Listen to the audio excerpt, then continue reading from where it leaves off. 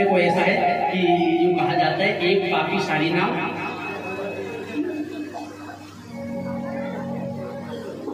तो इतने कंजूस के साथ व्यापार क्या हुआ, एक कंजूस सेठ था,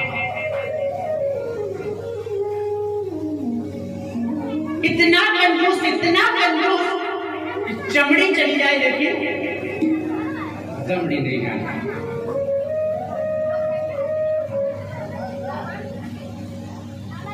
तो साहब क्या हुआ, एक दिन की बात है, उस कंजूस सेठ जी के यहाँ एक नौकर रहने लगा। सेठ जी और सेठानी जी दो लोग थे। उन्होंने विचार किया इतना धन है, ऐसा करते हैं एक नौकर रख लेते हैं जो कामकाज किया करेगा। तो एक नौकर रखा उन्होंने। नौकर का भी कोई नहीं था। उसने विचार किया यही दिन कट जाएंगे, उम्र ढल जाएगी। तो सेठ जी के वो वहां रहने लगा। अब सेठ जी ने नौकर का नाम रामदास रख दिया। कोई भी काम होता रामदास, ये काम करो बेटा, रामदास ऐसा करो, रामदास ये ले आओ। अब रामदास काम रख दिया था। अब रामदास बड़ा प्रेम करने लगा सेठ सेठानी से।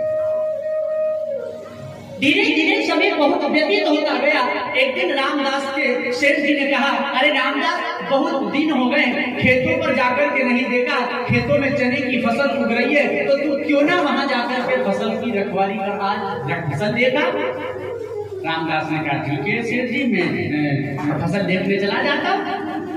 तो रामदास खेत पर चला गया। अब खेत में चने की फसल उग रही थी, चने पक रहे थे। अब चने की फसल पक रही थी तो सेठ के रामदास ने जाकर खेत पर जैसे ही देखा तो क्या देखा कि एक सफेद हाथी चने की फसल को बर्बाद कर रहा है, चने खा रहा है। रामदास ने विचार किया ये तो ऐसे बर्बाद कर देगा, हाथी क्या थोड़ा बहुत खाता है, सारा चट कर जाएगा, क्या करूं। तो डंडा उठाया, खूब डंडे मारे हाथी ने, लेकिन राधे राधे उसे कोई फर्क नहीं पड़ा। वो हाथी वहां से नहीं आगे बढ़ा। इसने विचार किया सेठ जी का बहुत नुकसान कर दिया और सारा नुकसान हो जाएगा, क्या करूं, इसे भगाना चाहिए। बहुत प्रयास किया भगाने का लेकिन नहीं भगा। तो इसने क्या किया, हाथी की पूंछ में बट लगाया। आप लोगों ने देखा होगा पहले बैलगाड़ी चला करती थी, अब तो बैलगाड़ी राधे राधे बहुत कम हो गई। गांव में यदि एक आध किसी के पास मिल जाए तो नहीं तो बैलगाड़ी अब दिखाई नहीं। मैंने भी बैलगाड़ी चलाई, साहब इसलिए मुझे पता है। तो बैलगाड़ी चलाते थे ना, तो आप ध्यान देना, बैल यदि धीरे चल रहा हो तो बैल की पूंछ में फट लगा तो बैल राधे राधे लपुचक्कर 60 की स्पीड।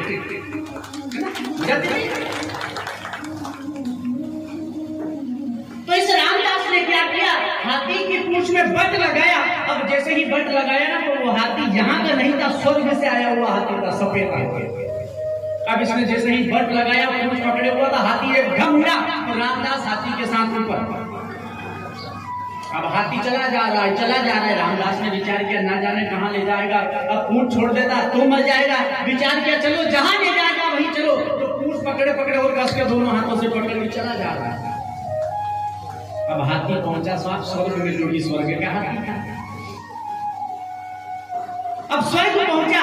अब जैसे ही स्वर्ग में जाकर के हाथी उतरा, रामदास वहां उतरा तो रामदास ने देखा स्वर्ग का आनंद, और दास दासियां हैं, अमृत का पान करवाया जा रहा है, जो मांगो वो मिल रहा है, अप्सराएं नृत्य कर रही है, आनंद ही आनंद। रामदास ने देखा वाह मैं कहाँ गया। एक से पूछा भैया ये कहाँ ला करके छोड़ दिया मुझे, बोले स्वर्ग में।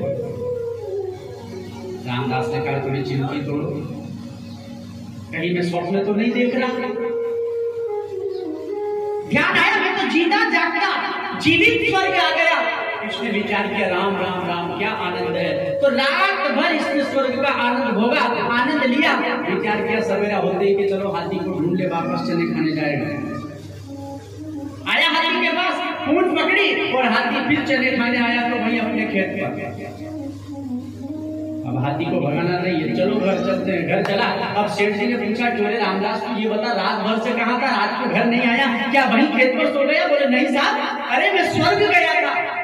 रामदास से जब ये बात सुनी सेठ जी ने विचार किया इसकी बुद्धि भ्रमित हो गई है।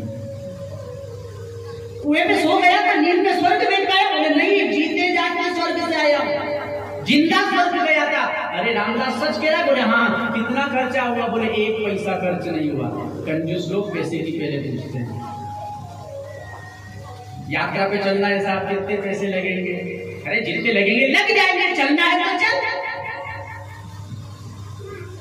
कितने पैसे लगेंगे? बोले तुम चिंता मत करो, 1 पैसा नहीं लगेगा और स्वर्ग के दर्शन हो जाएंगे। तो रामदास ने कहा सेठ जी आपको चलना है क्या? हाँ। बोले ठीक, मेरे साथ चलो आप।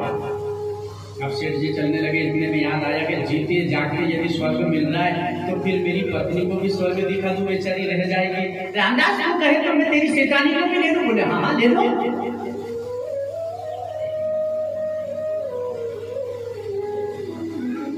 चलने लगे। इतने में याद आया, सेठानी जी ने कहा भैया आप यदि कहो तो मेरे माता पिता भी है, आप कह दो तो उनको भी साथ में ले लूं।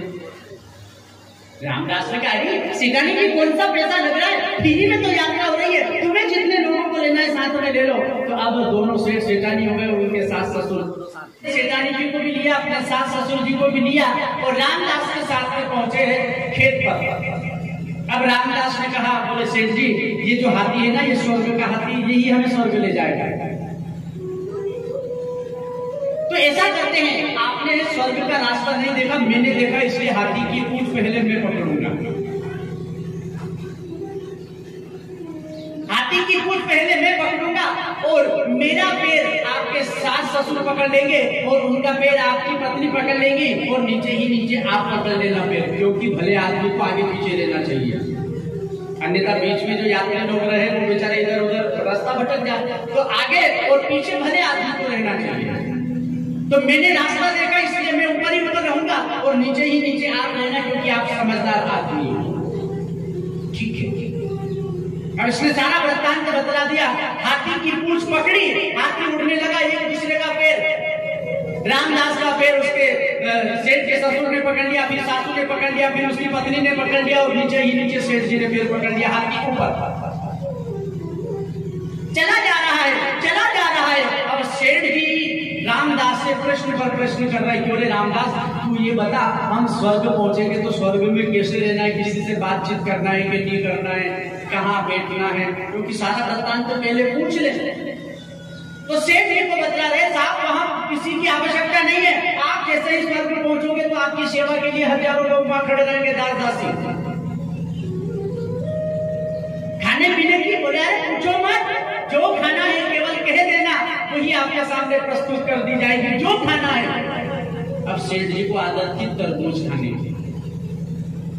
तो सेठ जी ने पूछा तुम्हारे वहां तरबूज मिलता है क्या? अरे साहब तरबूज क्या बात करते हो साहब, इतने मीठे तरबूज मिलते हैं कि शक्कर भी फीकी पड़ जाए, इतना स्वादिष्ट तरबूज है, जितना खाना उतना खाना। अब सेठ जी भूल गए कि अपन हेलीकॉप्टर में बैठे हैं कि ट्रेन में लटक रहे हैं। रामदास तू ये बता कितने बड़े तरबूज मिलते हैं? तो रामदास ने दोनों हाथ छोड़ा, महाराज इतने इतने बड़े तरबूज मिलते हैं। इतने में सेठ जी का नीचे तरबूजा फूट गया। अब ऊपर से आए ना तो सेठ जी नीचे ही नीचे और सब ऊपर गिरे तो सेठ जी की राधे राधे। तो कंजूसों का धन,